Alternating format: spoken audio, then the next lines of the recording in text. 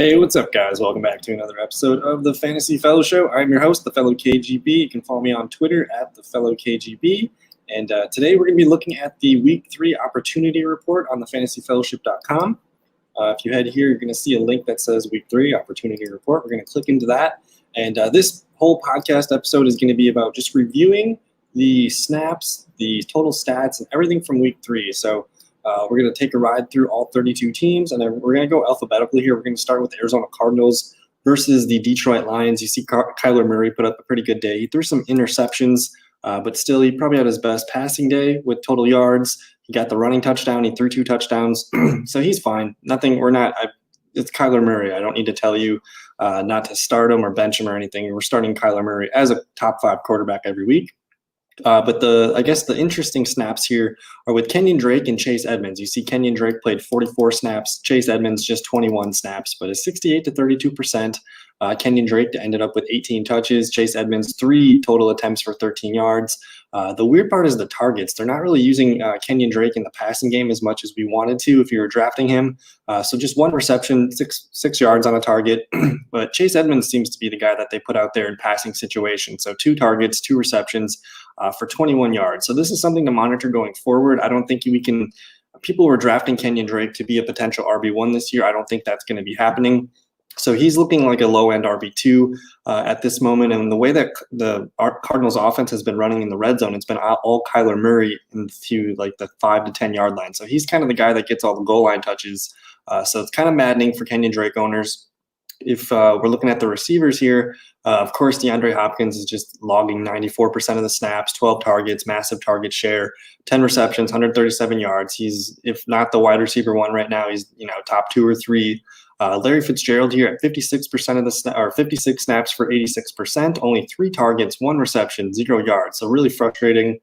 I don't think Larry Fitzgerald needs to be owned in redraft leagues or any leagues at this point going forward. And then you got Keyshawn Johnson here with 46 snaps, 71%, 7 targets, 2 receptions, and 24 yards. This was kind of interesting because he had this was second on the team with 7 targets, more than Andy Isabella, who more people are kind of interested in. Compared to Isabella, we see 46 for Johnson, 26 snaps for Isabella. Isabella did get the 1 carry for -6 yards, and he got 4 targets, but he caught all 4 of these for 47 yards and the 2 touchdowns. So from a usage standpoint, they like Keyshawn Johnson on the field a little bit more than Isabella. So that's something to monitor going forward. We'll see if Christian Kirk is out again. I think he's got the groin injury, or that might, I can't remember what the injury is. But Keyshawn Johnson outplaying Isabella, but Isabella outproducing him with less snaps, something to keep an eye on. Nothing really to monitor here with the 5th receiver, Trent Sherfield. But the tight end snaps is weird because everyone was kind of interested in Dan Arnold before the season began. But we see Darrell Daniels here get more snaps than Dan Arnold. Both the same 2 targets each, but 2 catches and 24 yards for Daniels and 1 reception for 11 yards for Dan Arnold. But for the fantasy evaluation for the Cardinals, right now, because we can't really, we weren't trusting tight ends to begin with. Sorry, I had to clear my throat. But the tight ends are non-existent. The running backs, we're still using Kenyon Drake as a low-end RB2. And really the only passing piece you want right now is DeAndre Hopkins. You could add Andy Isabella on the waiver wire tonight, but I really don't know if I trust that. It's a blow-up game, 47 yards and 2 TDs. He's not going to get that every week. But with all the shadow coverage for Hopkins, we could see Isabella have a role that continues to grow. We really don't know when Christian Kirk's going to be healthy. So, again, Cardinals, they lost to the Lions, a little bit frustrating. But Kyler Murray, DeAndre Hopkins, and Kenyon Drake are still kind of in our good graces. So the Atlanta Falcons going up against the Bears last week. Matt Ryan, he kind of had a less than stellar day. He was 50% on his pass attempts, 238 yards, just a touchdown, 1 interception. No Julio Jones. I think that's why this looks a little bit different than what it could have been. But I'm really interested in the running back snaps here. We see Todd Gurley with 35 snaps, Brian Hill with 23, Ito Smith with 6. But Todd Gurley ends up with 14 attempts to Brian Hill's 9. So this is really interesting. Brian Hill's one of the guys that I'm watching on my waiver wire tonight because I don't think a lot of people are going to be looking at him. And Todd Gurley just doesn't look like himself. So I'm super interested in this. The numbers aren't that far off of Todd Gurley's. He's running the ball better at a better yards per clip. And then you see he's out-targeting Todd Gurley. 1 reception, 22 yards to Gurley's 1 reception for 2 yards. So this looks like if there's anything to happen to Todd Gurley, or if he kind of just keeps doing what he's doing, maybe they look to get Brian Hill involved. And if there is an injury here, you see the big difference in snaps, 34% to Ito Smith's 9%. If anything happens to Todd Gurley, it's going to be Brian Hill probably getting this 50-some percent. And he's the guy that gets, the 15 touches and the 2 or 3 targets. So I'm into Brian Hill. We're still holding on to Todd Gurley. He's a low-end RB2 for now. He's going up against Green Bay, so that might be a good matchup for him to get some carries on the ground. But we're not really worried about Ito Smith yet. But again, Brian Hill is probably the guy that I'm looking for on the waiver wire tonight. In the receiver room, I can't remember when Russell Gage left the game, but he only played 12 snaps. He got a little bit of a concussion thing, so we don't know about his symptoms and his whereabouts this week yet. But if he plays, I'll probably throw him in against the Packers as a wide receiver 3.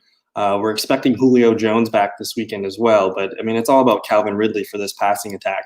You see 63 snaps, 93%, 13 targets, 5 catches, and 110 yards. So this is, if you're asking me DeAndre Hopkins or Calvin Ridley, I don't know who I would take. That's how good Calvin Ridley's playing right now.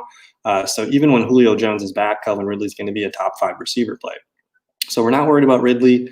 We are worried about Russell Gage's health. Julio Jones should be back this weekend, but it was interesting to see them really give Olamide Zaccheaus the snaps here, 79 total percent, 6 targets, 4 catches, 41 yards. This is the guy that I'm kind of monitoring, maybe more for dynasty purposes, because maybe in a year or two, Julio Jones won't be able to line up a full amount of snaps anymore. So they're seeing what they got here in Zaccheaus.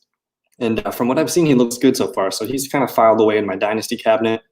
And then, of course, Hayden Hurst, 43 snaps, 63%, only 3 targets, which is a little frustrating, 1 reception, 1 yard. But this is a really weird game for the Falcons. We saw them get up early, then they kind of put the foot, off the gas pedal, started running the ball here, and then basically had to try to just get a bunch of deep balls late in the fourth quarter.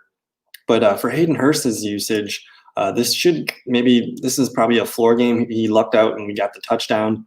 But he's still a low-end tight end 1. This is a high-volume passing offense. And then Luke Stocker here got a lot of snaps. But, again, he's just the blocking tight end. So Atlanta does do some 2 tight end sets. And especially with the way they've been dinged up at receiver, they've been using Luke Stocker a little bit more. So that's understandable. But, yeah, for now, Matt Ryan's still quarterback 1 going up against Green Bay. Todd Gurley, we like him as a low-end RB2. I think we're adding Brian Hill tonight. If you can get him for a couple bucks, or maybe get him first thing in the. One of my favorite things to do is make the pickup Wednesday morning for free. Don't have to spend your waiver wire bucks. Calvin Ridley's locked in. Julio Jones hopefully locked in. Monitor Russell Gage's status, and then again Hayden Hurst low end tight end 1. The Baltimore Ravens. This was frustrating last night watching Lamar. He's still got that urge to run the ball. It looks like. Really struggled to find receivers open and hit them in stride. 15 of 28 passing, 97 yards, and just 1 touchdown. He got the floor of 83 rushing yards, so that was fine. But a really concerning game here from Lamar Jackson. None of his receivers were usable. We see Willie Snead, 84% snaps, Miles Boykin, 82% snaps, Marquise Brown, 79% snaps. So these guys were on the field a lot. They were losing pretty much the whole game. So we saw them go, pretty much 3 wide receiver heavy for the whole night, but only 2 targets for Snead and Boykin. And Marquise Brown, he did get the 6 targets, but only 2 catches, 13 yards. So I'm wondering if we're at the point right now where we're questioning ourselves about Marquise Brown as a boom bust wide receiver 3 flex. It just doesn't seem like it's very consistent enough for us to trust right now. So I'm encouraged by the snaps. But we're going to probably expect the Ravens to beat up on the Washington football team next weekend, which is going to be more run heavy. So hopefully Marquise can get open deep. And then Mark Andrews, he led the team with targets, 79% snap share, but only 3 catches for 22 yards on those 8 targets. So it was kind of frustrating as a Mark Andrews owner, watching Lamar miss him just by a couple inches a few times. And basically we had a lot left on the plate with Mark Andrews. So that was a little bit concerning. Nick Boyle, he's the blocking tight end. He caught the goal line touchdown. So that's whatever. But from a fantasy standpoint, you're still going to use Lamar Jackson as your quarterback 1. Marquise Brown's kind of falling into this wide receiver 3 flex territory for us, where he's, we got to really think about putting him out there now. And then I still think we're going to continue to start Mark Andrews. 8 targets, that's what we want to see. It wasn't a very efficient night for Lamar, so hopefully that gets righted pretty quickly. But the running backs here, I was saving this for last. We see J.K. Dobbins at 43% be the most used running back on the field last night. Mark Ingram at 32%, Gus Edwards at 23%. So they're not really, it looks like they're kind of making J.K. Dobbins the third down pass catching back. So he had 4 targets, 4 catches, and 38 yards. He looked great doing that. And only 1 attempt for 6 yards rushing. So that was a little bit weird that they're not using him more as a runner. But again, it was weird. The whole game plan was weird because you would think they want to try to keep Patrick Mahomes off of the field and just run the ball. But you see they only rushed the ball 12 times between their 3 running backs. So I think that was kind of a faulty game plan there. They should have pounded it with Ingram, Edwards, and Dobbins. Get these guys up to 25, 30 total carries, not 12. But going forward, I think J.K. Dobbins has low end running back 2 in PPR, maybe flex value. If he's going to be getting, 3 or 4 targets per game, I like that floor. Hopefully they get him more carries on the ground. Mark Ingram's kind of, he got the touchdown to save the day, but his usage is really frustrating. If we drafted Mark Ingram as a second round or a second running back for our starting unit, we see only 18 snaps and 7 carries, that's a little bit concerning. So 30 yards and he gets the touchdown though. So he's kind of a TD dependent boom bust running back 2 going forward. And I thought Gus Edwards looked really good. He had 4 attempts for 39 yards. If anything happens to Mark Ingram, I would imagine we're going to see a Gus Edwards, J.K. Dobbins kind of 50-50 timeshare. So I'm kind of into adding Gus Edwards on the waiver wire. I was just looking at the Baltimore Ravens schedule. Let's type in Ravens schedule here. And the Ravens have a really favorable schedule the next 2 weeks. They're going to be playing at Washington, and then they host the Bengals.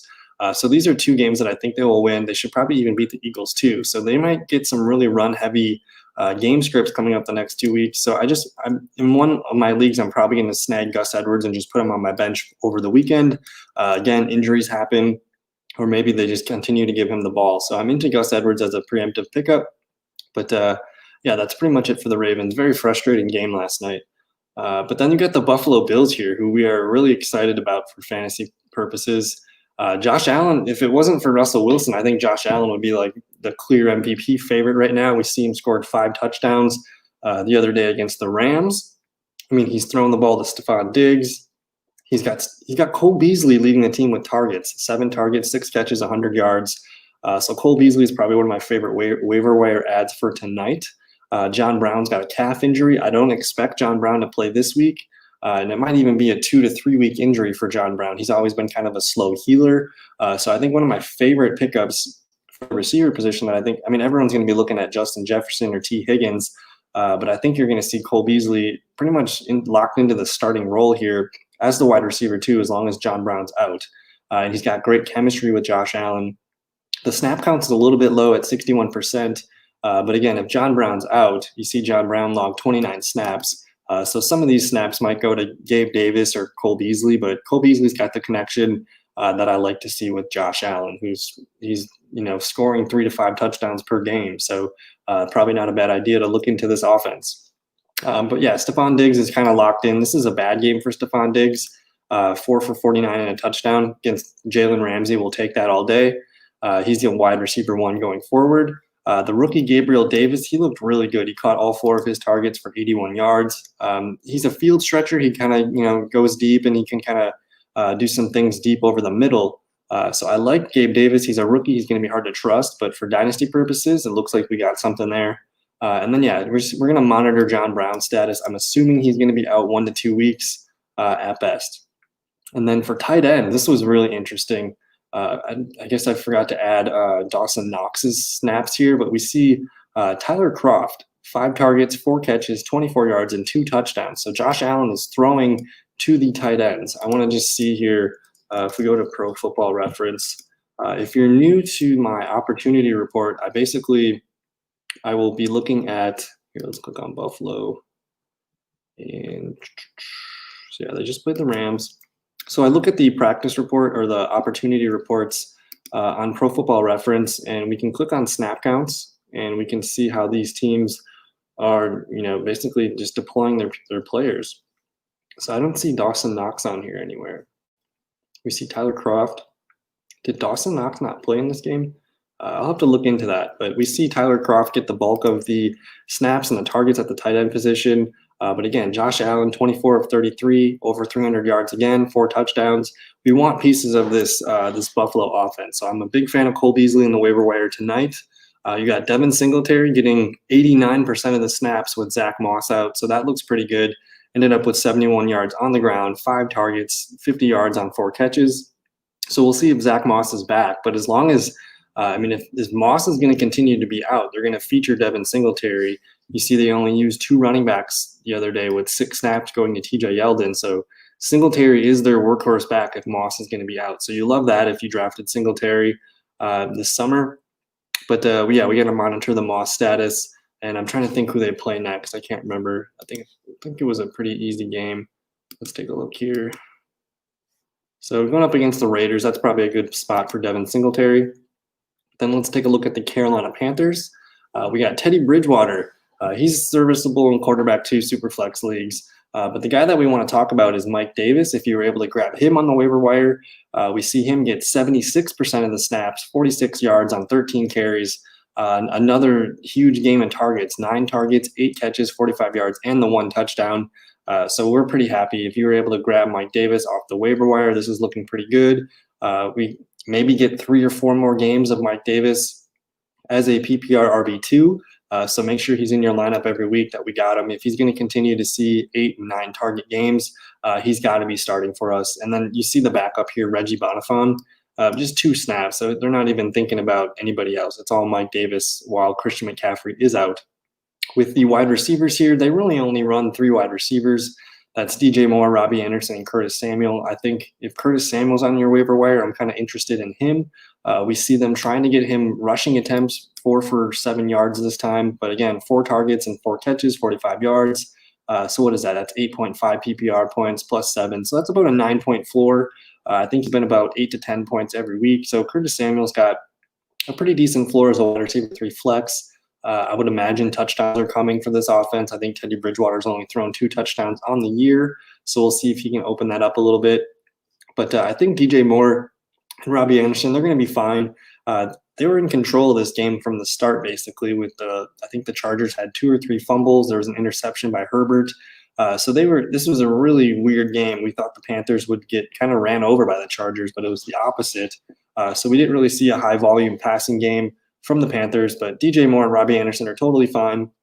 And then basically the tight end's just non-existent here. I was actually excited for Ian Thomas and his new role with Greg Olsen out of the picture, but only 2 targets, 1 catch, 9 yards. Pretty simple offense for the Panthers.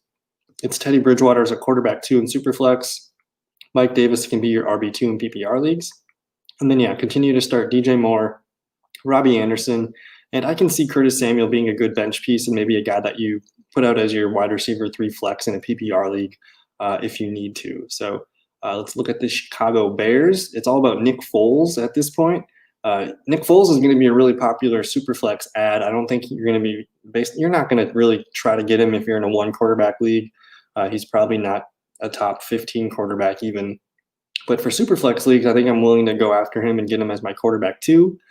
He's going to make Allen Robinson pretty valuable. We see 13 targets, 10 catches, 123 yards, and a touchdown for Allen Robinson. So this was a really weird game script, though, for the Bears. Like, basically, Nick Foles came in and he threw the ball 29 times in the second half. This is probably not going to happen very often. This looks like an actual, full game amount of stats for Nick Foles. So they're probably going to try to, keep them 30 to 35 passing attempts per game. But you got to like the chemistry right away with Allen Robinson. He connected with Anthony Miller on that 1 touchdown. The one thing that's interesting about the receivers here is Darnell Mooney is out-snapping Anthony Miller. He's done this 2 weeks in a row, but this time Miller outproduced him with stats. But they both saw 5 targets, only 2 catches and 19 yards for Mooney. But Anthony Miller is out here getting, the touchdown, 41 yards, 2 catches, and they're giving him an attempt for 9 yards. So Anthony Miller, he's probably going to be a boom-bust wide receiver 3 flex play. But with Nick Foles, we're probably going to see a little bit more interest in the passing game for this offense. I think he can kind of elevate, guys like Robinson, Anthony Miller, even Jimmy Graham is someone to keep an eye on. So you see Jimmy Graham down here. He played 67% of the snaps. He ended up with 10 targets. This was second on the team. 6 catches, 60 yards, 2 touchdowns. So Jimmy Graham, if you were relying on Dallas Goedert, or if George Kittle's still going to be out, you really need a tight end. Jimmy Graham could be a guy that we pick up off the waiver wire tonight. So check out and see if he's available. But other than that, I guess the running backs are the interesting piece here because Tariq Cohen he's on IR. He's out for the season with the ACL tear. He was actually having a good game. He had 6 targets before he went down, so I was kind of excited about his usage with Nick Foles. I kind of highlighted that all summer, that Nick Foles loves to check it down to his running back. So now that Cohen's out of the picture, we're probably going to see David Montgomery. Probably somewhere, he was 56% snaps here. You're probably going to see Montgomery in the 70%, almost to 80% of snaps. I can't remember who their running back. I guess they have Ryan Nall here, but they don't really have another pass catching back. So they might just try to feature David Montgomery in the passing game. And I think it was week 2, we saw him catch a really nice touchdown, 3 targets, 2 catches, 9 yards here. So I'm open to David Montgomery actually being a really good player for us for fantasy at the moment. 14 carries, 45 yards. The yards per carry is not there, but we like the attempts and the targets. That's 17 total times they try to get him the ball. So, and this was a negative game script for the Falcons or for the Bears. So Montgomery's looking like a strong RB2 going forward. I think they play the Colts this weekend, so that's where I'll have him slated on my start-sit charts. But yeah, let's take a look at the Cincinnati Bengals. They tied the Philadelphia Eagles last weekend. That was a really bizarre and embarrassing game, I guess, at the end for the Eagles. But it looks like Joe Burrow, man, 31 for 44, 312 yards, 2 touchdowns. I think Joe Burrow he should be starting for us in quarterback 2 Superflex leagues as your quarterback 2. And then he's got some really interesting quarterback 1 streaming appeal. If you are new to the Fantasy Fellowship, let's take a look here at the website. I put out my waiver wire report. I put that out every Monday, and I kind of send it out every Tuesday. But I do have a list of quarterbacks here. He's pretty high on the list. He plays Jacksonville this weekend, and I can't remember who they play next weekend, but it's another pretty easy game. So I think Joe Burrow could be a quarterback 1 not in Superflex leagues, but a quarterback 1 for your standard 1 QB leagues. We saw his receivers. Rookie T. Higgins led the team in snaps, 9 targets, 5 catches, 40 yards, and 2 touchdowns. So Higgins was the second leading target on the team. Tyler Boyd led with 13.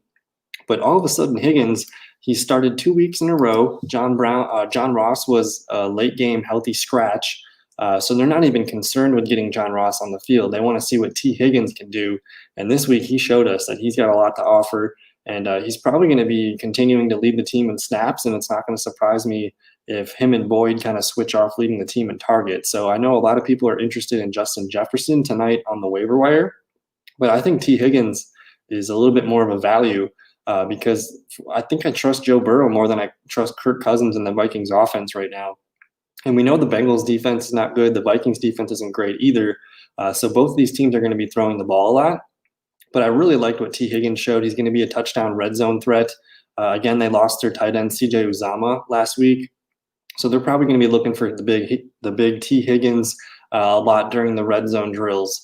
So I'm a big fan of grabbing T. Higgins. Maybe you have to spend like $15 to $18, maybe even $20 to get him this weekend. But I think T. Higgins is going to be a guy that we're going to like. We're going to like him more and more as we see him and we see Joe Burrow grow. So he's looking like a really great play, especially in dynasty leagues. I think he's fantastic there. So AJ Green, low end wide receiver 3 here. He's getting the snaps. He's getting 6 targets, 5 catches, 36 yards. So that's 8.6 points. I mean, if you're holding on to AJ Green, again, they play Jacksonville this weekend. He could be a low end wide receiver 3 flex, but I'm really not trusting it. I think I would rather play T. Higgins than AJ Green at this point. But the one guy that you have to start for sure is going to be Tyler Boyd, just a target monster here with 13 total targets, 10 catches, 125 yards. So he's dealing. I kind of thought this might happen with Tyler Boyd. He was one of my favorite receivers to draft all summer. Just because, I mean, Joe Burrow, if you think about what he did at LSU, he was money with the throws in the slot to Justin Jefferson. And that's exactly what Tyler Boyd can do. So it's no surprise to me that we're seeing Tyler Boyd lead the team in targets and catches. This is probably going to be a trend that we continue to see week in and week out. It's good to note that here that Auden Tate got some snaps, got some targets. He actually had a really crucial end zone target where he drew a pass interference call. So setting up a 1 yard, I think it was a touchdown or a field goal. But Auden Tate getting some snaps, so I'm keeping an eye on that. The tight end, Drew Sample, we thought we were excited about him with CJ Uzomah out for the year. but only one target, one reception for just a yard. So not excited about Sample, but I'm willing to hold on to him and see what happens in another game. But I guess we'll talk about the running backs real quick here too. We see Joe Mixon, 72% of the snaps, Giovanni Bernard, 25. 0 carries for Gio Bernard. So they're pretty much just using him as a third down specialist. 3 targets, 3 catches, and he had a big one, 55 total yards. But the same targets as Mixon, 2 catches, 16 yards, and then you got Joe Mixon running 17 times for 49 yards. So this is a really frustrating stat line for Mixon, but the Eagles have a pretty good defensive front seven. So I kind of expected the yards per carry to be low, but as a Mixon owner, you got to like that they tried to get him the ball 20 times. I think they're going up against Jacksonville this weekend. So if you told me Mixon's going to get the ball 20 times, 3 or 4 catches, 16 to 17 attempts rushing the ball, I think this might be the Joe Mixon kind of, breakout game for the season. So we'll see if they can run the ball. I still have concerns on the offensive line. But for now, keep plugging Mixon in. He's more of an RB2 at the moment, though. And that'll do it for the Bengals. Let's talk about the Cleveland Browns versus Washington football team. I don't really know if I want to talk much about the Cleveland Browns. I don't think if no one's starting Baker Mayfield as their quarterback 1. He's a fringe quarterback 2 in Superflex leagues. We're starting Nick Chubb as our running back 1. We're starting Kareem Hunt as our running back 2. PPR flex, so these 2 guys are in our lineups every week. This is the part of the offense that you want. I don't even want anything to do with Odell Beckham, Jarvis Landry, Austin Hooper. I just don't want anything to do with the passing game here. So if you had Nick Chubb, continue to run him out even in tough matchups. He's your first or second round pick, so he's locked in your lineups. And then I think Kareem Hunt needs to be locked in. You see 19 total rushes for Nick Chubb and 16 for Kareem Hunt. And they were actually running Kareem Hunt in the fourth quarter to ice this game. So this offense is all about the running backs. That's what they want to do. And they have a tough game coming up against Cleveland plays Dallas. So I think the way to beat Dallas would be to continue to run the ball as much as they are and try to keep Dak Prescott and that offense, on the sideline. So you're going to see Nick Chubb, Kareem Hunt get another huge day of 20-plus touches each. And then as far as the receivers go, Odell Beckham's leading the team in snaps, but only 6 targets, 4 catches, 59 yards. That's probably going to be his floor for most games. He's going to be a 3 to 4 catch player on a bad week and somewhere in the 50 to 60 yard range, I would imagine. But then they're going to continue to take their deep shots with him. I don't know if they're going to connect every weekend, but that's what's going to separate Odell Beckham good weeks from bad weeks is did they connect on the deep ball for the touchdown? But for now, Odell Beckham's out there admitting that it's probably not going to be a big season for him with stats. So I kind of just view owning Odell Beckham is kind of like owning Marquise Brown at this point, where they're just kind of these boom bust wide receiver 3 flexes. And then you got Jarvis Landry down here, who's only getting 4 or 5 targets a game. They're not really throwing the ball a lot at all. So Landry, I don't even know if he's worth holding on my roster at this point, just because the low volume of the passing offense. This is a running team, so yeah, I probably spent too much time on the Cleveland Browns. So we're going on about a half an hour here. Thank you for hanging out tonight and your time. We're going to keep going. I'll probably do a couple more teams. I think at this point, I'm just going to pick a few teams out that catch my attention. The Dallas Cowboys, it's a pretty simple fantasy offense. We don't really need to talk much about them. But I do want to say it was really awesome to see Michael Gallup get his first blowout game of the season, 9 targets, 6 catches, 138 yards, and the 1 touchdown. He led the team in snaps. I'm not sure why CeeDee Lamb saw a decrease in his total snaps, but he went down to 60%. Only 6 targets, 5 catches, 65 yards, which is fine in a PPR league. That's 11.5 points. But the real interesting guy to keep an eye on for the Dallas Cowboys is going to be this Cedric Wilson. Now, he only played 24 snaps, which was 5th most on the team for receiver. But he ends up with 7 targets, 5 catches, 107 yards, and 2 touchdowns, which is kind of mind-blowing that a player only on 24 snaps could get so much usage and so much volume. And he's kind of, I would assume that he's going to be above this 4th receiver here, Noah Brown, going forward. But if anything, I guess this is something to file away. If anything happens to Gallup, Cooper, or Lamb, you're probably going to see the Cedric Wilson step up. So this is just something to kind of put in the back of your mind. He could be a guy that maybe, if you have to, if you have an empty spot on your bench and he's still hanging around by Thursday or Friday, just put him on the bench. And if anything happens over the weekend to one of the receivers, maybe you got Cedric Wilson a week early, and that could be a good thing. But definitely going to keep an eye on him and see if he continues to get the targets. But again, Dak Prescott threw 57 times this weekend. He's not going to throw 57 times every game. So this might just be an outlier, but I'm willing to keep an eye on it going forward.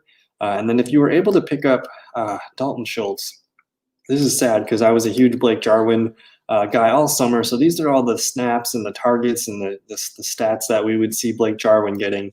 But Dalton Schultz is making the most of them. 4 catches, 48 yards. You could do worse as your tight end 1. So continue to hold on to him. And he can be streamed pretty much every weekend. If he's going to see 4 catches and 6 targets every week, that's a 6 to 8 point floor. I'm fine with that as your tight end 1 with the chance for a touchdown. So I'm not really interested in talking about the Broncos. It sounds like Brett Ripien is going to be starting on Thursday Night Football. Melvin Gordon's just a RB2. The receivers, they're going to have an interesting snap split, but they're going to be running out KJ Hamler, Tim Patrick, and Jared Jeudy. The target distribution was 9 targets for Jeudy, 4 for Tim Patrick, 5 for KJ Hamler. I don't think we're going to be advising anyone to play anybody into the Thursday night game, but if I had to pick one player, I do like Jared Jeudy. It's nice to see the 9 targets, 5 catches, 55 yards. I think I heard a stat that Jared Jeudy was like the first Broncos rookie in the history of the Broncos to have over 50 yards in their first 3 games. So it looks like Jared Jeudy is developing a safe floor, and he's probably going to lead the team in targets. If it's not him, it's going to be Noah Fant. So from Thursday night's perspective, I'm really only interested in Noah Fant, Jared Jeudy, and then I guess you're kind of stuck with Melvin Gordon as your RB2. We'll see what Brett Ripien can do. I'm kind of excited to watch that just from a tape standpoint, just seeing what he can do. But the Lions, this one's really interesting. Go Melvin Gordon. We got Andrew Bowers, my brother. He's in the house. Thanks for watching, dude. Go Melvin Gordon, RB2. Let's talk about the Lions real quick. I'm not going to talk much about the receivers, but we'll point out the running back snaps here. DeAndre Swift, only 6 snaps, 9%, no rushing attempts. Their second-round pick, no rushing attempts. This is mind-boggling. 2 targets, 1 catch for 19 yards. We see Adrian Peterson lead the way with 60% snaps, 22 attempts for 75 yards. He gets a target. Kerryon Johnson gets 20 snaps, 3 attempts, 16 yards, and a target. So it's kind of weird usage. I really don't know if I trust any Detroit Lions running back. I kind of had a feeling this was going to be a mess, even when it was going to be Kerryon Johnson and DeAndre Swift. But for now, we really can't trust any of these guys. I don't even know what to do with DeAndre Swift if he's on your roster. I think you have to hold on to him and just kind of wait and see what happens. Adrian Peterson looks like a tank, though. So he could be, I guess, if you're in a half PPR league or more of a standard league, Adrian Peterson's got some interest if he's on the waiver wire. But for now, I'm kind of just swerving away from all the running backs. And it's all about Kenny Golladay and Marvin Jones. But the guy I want to talk about is TJ Hawkinson. We see 82% of the snaps, 7 targets, 4 catches, 53 yards. It looks like TJ Hawkinson is finally starting to just get some consistency. This is what he lacked his rookie season. But so far, he's off to a pretty nice start to the season. Hold on here. I'm trying to search for his numbers. But TJ Hawkinson, his workload and his snap rates have been going up each week. We see in a PPR standpoint, he's averaging 12 PPR points through 3 weeks. 16, 10, and 9. If this is a bad game from TJ Hawkinson, I'm totally cool with it. He'll probably get some more touchdowns coming up soon, but we see an average of 4 to 7 targets, 4 or 5 catches, and he's over 50 yards in each game this year. So I'm really a big fan of TJ Hawkinson. Let's take a look at the Lions' schedule real quick. I'm a big fan. This is their depth chart. But the Lions, man, if you are a Matt Stafford owner or one of the running backs even, but Kenny Golladay, Marvin Jones, TJ Hawkinson, you guys got a really good schedule coming up. So just hold tight with your Detroit Lions. It's going to be really good soon. After this Saints game this weekend, they do have a bye. So week 4 Saints, week 5 bye. Then look at this schedule, the next few games coming up here. They're at Jacksonville, at Atlanta. Then they host the Colts. It's a little bit tougher. Then they're playing against the Vikings defense again. The Lions going up against the Redskins, that are the Washington football team. That's a very winnable game for them. The Panthers don't have much of a defense. The Texans don't have much of a defense. And then we'll see about the Bears and some of these other teams at the end of the season. But they got this really good, juicy stretch of the season here. Looks like a 7-game stretch where the Lions can help us get into the fantasy playoffs. So hold on to your Lions. The Packers, I don't know if there's much to say about them, especially with the snap counts, Devontae Adams out, but it's nice to see Aaron Jones getting up to 71%, 16 attempts. It looks like Tyler Urban, Jamal Williams are just kind of secondary pieces again. And they play Atlanta Falcons this weekend, so it's probably going to be a pretty good offensive day for your Packers. Houston Texans, it looks like Will Fuller logged a full 94. This is a really good game from Fuller. He had no injury setbacks, 94%. Brian Schlopek, what's going on, man? Thanks for hanging out. But we got Brandon Cooks leading with 87% of the snaps, Will Fuller 94, and you got Randall Cobb at 72%. So these guys all saw 4 or 5 targets in the game. Will Fuller caught the touchdown for 54 yards. And then you got Brandon Cooks at 3 for 23, Randall Cobb 4 for 95 and 1 touchdown. I think I'm most excited about Randall Cobb in this one because he seems like the one guy that can be the most consistent going forward. So this is more for PPR purposes, but Watson's going to have to keep throwing. Their defense is not very good. They got let's take a look at the schedule coming up for the Texans. They're supposed to play the Vikings this weekend, so we'll see if that happens. I'm expecting it to go on, but they play the Vikings, the Jaguars, the Titans. Don't have a very scary defense. The Packers are kind of questionable, but then the Jaguars and the Browns. So this looks like a pretty good passing schedule for the Texans the next few weeks. So I'm really going to keep an eye on Cooks, Cobb, and Will Fuller. Hopefully Fuller can stay healthy. I'm not going to give you any more information, Brian. Yeah, and then I guess the tight ends are kind of interesting for the Houston Texans. Jordan Akins has been their tight end 1 the last few weeks. 68% snap share, 51% from Darren Fells. This is just the third tight end that gets a little bit of snaps, but Jordan Akins is their leading tight end. He's their leading pass-catching tight end, 3 targets, 2 catches for 28 yards. And then Darren Fells you see with no catches on 2 targets. So I'm kind of keeping an eye on Jordan Akins in PPR leagues. And then you got the running back situation in Houston. With Duke Johnson being out, you're seeing David Johnson get a lot of work. 96% of the snaps, that's pretty high for a running back. But only 13 carries, 23 yards. He did get the touchdown to save the day. But they're still not using him much as a pass catcher, which is a little surprising. He's got 3 targets, 2 catches, and 23 yards. But again, we just talked about that schedule. But Duke Johnson's coming back. But I still think David Johnson's got RB2 caliber outlook for the next few weeks as long as he's healthy. So we'll see. The Texans are 0-3. We'll see if they can right the ship this weekend against the Vikings. Basically, whoever loses this Vikings game, their season's pretty much over. So we'll kind of monitor that and see what's going on. But yeah, man, thanks for hanging out. I try to do this. I do a few shows, maybe 3 or 4 a week, talking waiver wire, and then I kind of do like a weekly matchups preview. But yeah, man, thank you. Good luck this season in the Keeper League. Let's talk about the Colts now. We don't want to talk about the Colts this week because I just played the Jets. I guess the one thing I will call out is where is he? Rookie wide receiver Michael Pittman Jr. He's been out for, I think they said he had compartmentalization in his leg. So he had to have surgery the other night. And now he's going to be out probably for 4 or 5 weeks. So that's going to make this Zach Pascal the wide receiver 2 for the Colts. And you see him log 93% of the snaps, 4 targets, 2 catches, 34 yards. I mean, I don't know if I'm going to trust the Colts receiving passing game, but it's interesting to note Michael Pittman Jr., hopefully he's okay with his leg. But he's going to be out for a little while. So that's going to probably mean more T.Y. Hilton, hopefully more Mo Alley Cox, and then, of course, the running game. But yeah, we're not really too interested in the Colts. But yeah, if you're new to the Fantasy Fellowship, you can go to thefantasyfellowship.com. I think that's going to do it. I've been talking for about 40 minutes now. So I'm kind of just trying to get more exposure to this opportunity report that I got going on here. But just on the homepage, you go to the Week 3 opportunity report. Check that out. And I'm going to try to get this out. I mean, I start working on it every Monday. Even after Thursday Night Football, I'll upload that and start getting the Week 4 reports going. But I do this for all the teams, all 32 teams.